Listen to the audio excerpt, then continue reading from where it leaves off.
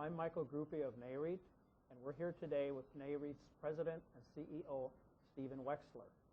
We're going to be talking about recent government initiatives to address the credit crisis. Steve, let's turn to the financial stimulus package, the $787 billion American Recovery and Reinvestment Act of 2009. Is there any help in this legislation for commercial real estate? Yes, I think there are a number of items that will have significant impact in the commercial real estate marketplace. I think obviously the infrastructure component of the package will have significant implications as time goes by.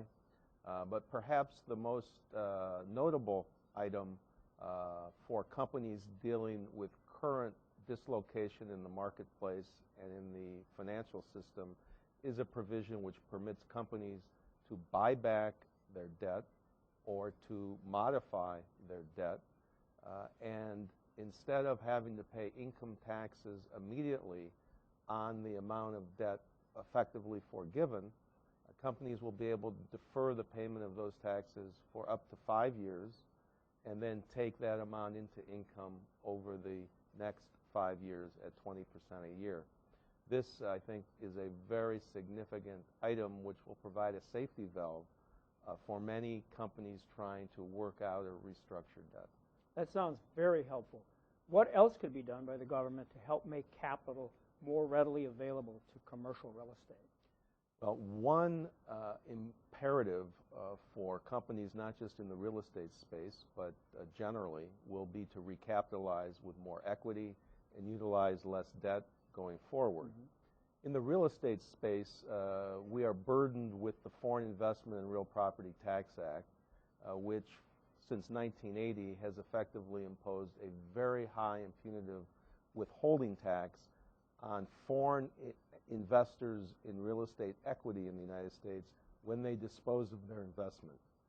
We would like to see this law repealed as we work to recapitalize equity real estate with more equity, less debt, and hopefully some of that equity can come from investors outside the U.S. as well as inside the U.S. Mm-hmm. On the credit side, what else do you think could be done to facilitate greater access to credit? Well, one of the issues many borrowers are dealing with today is the fact that the loans they took out were securitized and put into commercial mortgage-backed security pools. There are very strict limitations on the abilities of the managers of those pools to work out the debt in difficult economic times with the borrowers. We think there need to be significant changes in those rules, the so-called REMIC rules, Real Estate Mortgage Investment Conduit rules, so that the special servicers can work with the borrowers on modifying the debt and moving forward effectively for both the borrower and the lender. And is NAREIT going to be pursuing these initiatives going forward? We are actively seeking these initiatives with respect to foreign equity investment in real estate, with respect to the REMIC rules and working out loans. We're also looking at several other steps that we think are important.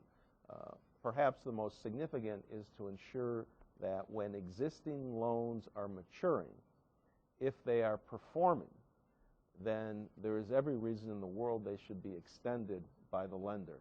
We would very much like to see the banking regulators, especially since the federal government is now providing such a high level of assistance to banks throughout the system, to ensure that performing loans are renewed on reasonable terms. Sounds very promising. Thank you, Steve. Thank you, Mark.